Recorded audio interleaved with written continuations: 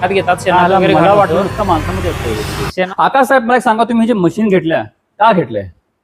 हे मशीन म्हणजे चाप कटर मशीन आहे. याच्यावरती चारा कुट्टी करून आपण जनावरांना टाकला जातो. डायरेक्ट टाका ना, कशाला कोटी कोटी करता तुम्ही ते? डायरेक्ट टाकून चालत नाही हो साहेब. कसं का? असतं, आता हा चारा ही गवत आहे, याला गवत हा, म्हणायचं. मग?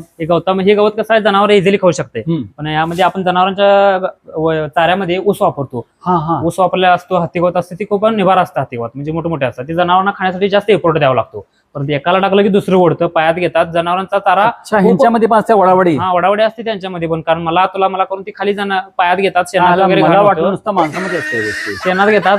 परत ते चारा वेस्टेज जातो. तो चारा वेस्टेज जाऊ नये म्हणून काय करायचं, आपण हा कुट्टी घेणे गोटा व्यवसायासाठी एक महत्वाचा पॉईंट आहे. याच्यामध्ये कुट्टी केल्यामुळे सगळी वैरण जी मिक्स होते आणि ती प्रत्येक म्हशीला जेवढी लागेल तेवढी आपण टाकतो. त्यामुळे आपलं काय होतं, मेन महत्वाचं पॉईंट म्हणजे चाऱ्याची बचत होते. आपल्याला लागेल तेवढा चारा, जे वेस्टेज जातो तो चारा आपला वेस्टेज जात नाही. तर मित्रांनो, तुम्ही जर व्यवसाय करताना अजून जर कुट्टी मशीन वापरत नसेल तर पहिल्यांदा कुट्टी मशीन घ्या. त्यामध्ये तुमच्या चाऱ्याची बचत होणार आहे.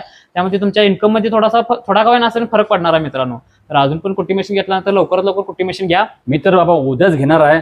तुम्ही सांगा केव्हा घेताय. जर नसेल तुमच्याकडे तर नक्की कमेंट करा आणि आकाश साहेबांना विचारा की तुमचे काय प्रॉब्लेम असतील तर. साहेब आहेत की इथं तुम्हाला सर्व गोष्टी सांगण्यासाठी. नक्की तुम्हाला काय प्रॉब्लेम असतील मित्रांनो, नक्की कमेंटमध्ये सांगा किंवा मला कॉल करू शकता मित्रांनो. धन्यवाद. धन्यवाद.